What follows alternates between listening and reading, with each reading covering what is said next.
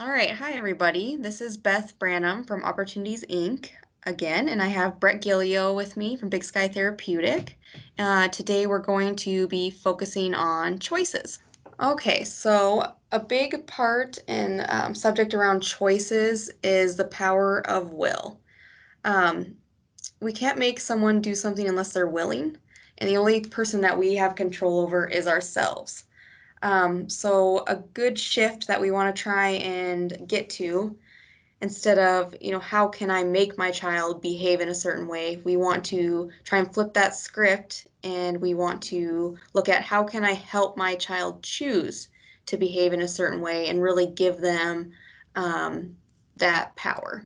Okay, so this is kind of an overview. So this skill of choices that we're going over today, it's going to help to increase the attention span of children, help develop decision-making skills, because when we're not providing choices and we're just deciding for them, that kind of takes that um, skill building from them. So we want to help build that. It'll help with follow-through. It'll help improve their self-esteem, giving them that free will help build that. It'll help them learn some responsibility and feel empowered, that they're able to make choices for themselves. Okay, so we're going to get into the formula of providing choices. So when you're providing your child a choice, you could say, um, you may wear the red shirt or you may wear the blue shirt, which is better for you. That might be something that you're saying, in the morning when you're getting ready or something like that. So this is the basic formula for providing choices. And this might be a good thing. I know Brett has said in some of the past recordings we've done, this might be a good thing to put on a sticky note or something like that around your house as a reminder. It's simple, but it's just getting that in our minds. Okay, so, and we're going to get into what providing choices looks like, but let's talk about what can get in the way. Sometimes we try with best of intention to provide choices and we get resistance. So what do we do when they're resisting? So one thing you can do is you can act like a parrot, which what that means is that you remain calm and you are repeating yourself in a calm manner. Like we've talked about with composure and that kind of thing. You're just having a very even tone. And then if they're still not able to choose, there's something that you can say. You can say, I see that you're having a tough time choosing. I will choose for you. So you're giving them a chance, and then that's something that you can do next. There also is hesitation. Um, they, and a way to kind of combat that is to create some small, simple opportunities, and to maybe play it out even further. You have a choice. You can hold my left hand or my right hand while we cross the street. Which do you choose? You did it. You chose my right hand. And again, using that encouragement, and that helps build up that self-esteem, and also it'll kind of empower them to the next time be more comfortable making that choice maybe sooner. And also in here, you're kind of clarifying and also showing them the steps, and you might even hold out like your left hand and then hold out your right hand so they have that visual. Because as we've kind of talked about, visuals work really well with children, and kind of help them get the concept. Something that might be easy for us as adults, but can be harder for kids to kind of visualize. They might be changing their mind. So you say, do you want to wear the red shirt or the blue shirt? And they keep switching back between the red shirt and the blue shirt. That can happen too. So while we don't know maybe the reason for that, they could be stressed. It could be causing some anxiety for them trying to make that choice. So we want to help bring a calm to them. So we want to try to keep, again, that calm tone. You can say, you chose crayons and here they are. You can color at the table in the dining room, or you can color at the table in the living room if you have, kind of an art setup there or something. So kind of helping them see that they have a choice, but also kind of taking that pressure off and keeping that calm tone. And again, those will help build some of those things that were on that previous slide and kind of empower them to kind of stand by their choices. Like, oh, yep, I do have a choice. I did choose crayons, and kind of take it and run with it. Okay, so I did a couple little practice ones, and you can kind of do ones for yourself that fit your needs. And then after this, Brett's going to go into this a little bit further. So say Brett was playing with his food at the dinner table, and he's throwing his peas on the ground. So I just came up with this quick choice. And you'll kind of know your kids best to know what choices will work for them. But I say, hey Brett, you can eat your peas or you can drink your milk. And then, you always want to put that encouragement on the backside. Oh, way to go! You decide to drink your milk. Great choice, that kind of thing. Or it's shower time, and I used Poppy because Trolls is really popular right now. It's shower time, and Poppy's still watching TV. And this is a reality in my house. So, um, one option you could say is, Poppy, you can take a shower, you can take a bath, which works for you. Or you could say, you can take a shower in, you know, 2 minutes or 5 minutes, which works for you. Great job, you decided to take a shower. Great job, you decided 5 minutes. I'm going to set a timer, and when this goes off, it's time for your shower, or something like that.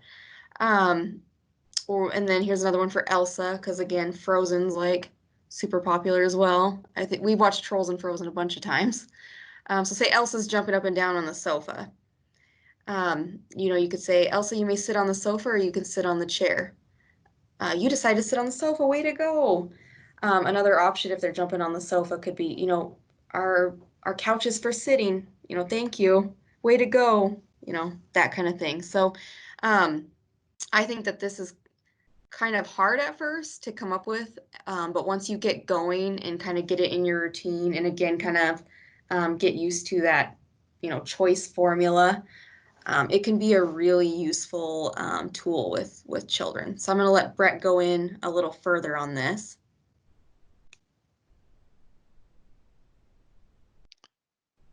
And I think one of the when we talk about choices, I think it's really important to think about is we as adults, if somebody said you will do this and you don't have a choice, our natural response as adults is to be like, oh yeah, and we just want to fight each other or fight the person. um, and show them that we do have power or we can make a choice. And I think that's important to just kind of think about kids who often,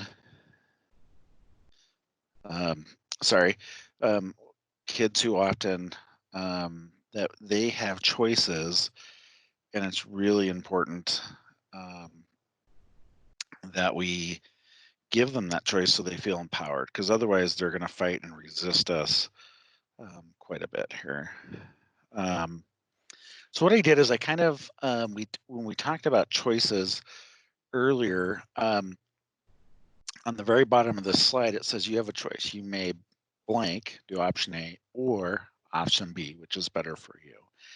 And oftentimes as parents, when we're giving choices, we either give two choices or we might give a choice and a punishment. So at the very top says, um, like a choice to a kid is you can play together or take turns for 5 minutes each with a toy.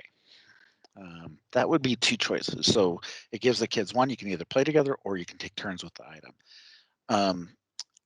What we consider a choice and a punishment, which is what we often do as parents, is we say you can play together or I'm going to take the toy away. It kind of really isn't a choice. It's like you're either going to do this or else. It's kind of like sometimes parents will say you can either do A or go to bed. Well, how many kids are going to choose to go to bed? It's not really a choice. So, and there are times and places for where you're going to give a direct command and kind of be like there's just not a choice. But most of the time there is choices, as Beth had kind of talked about. So the second part on the slide on the left-hand side is it says you can do math or reading. So right now, as everybody's doing homework at home with their kids, is giving kids a choice between what they can do is very important. So you can do math, you could do reading, or you can do your writing. You can even give three choices. Some parents are saying you can do math or you can go to timeout. That is not really a choice. It's a punishment. Either you're going to do it or else.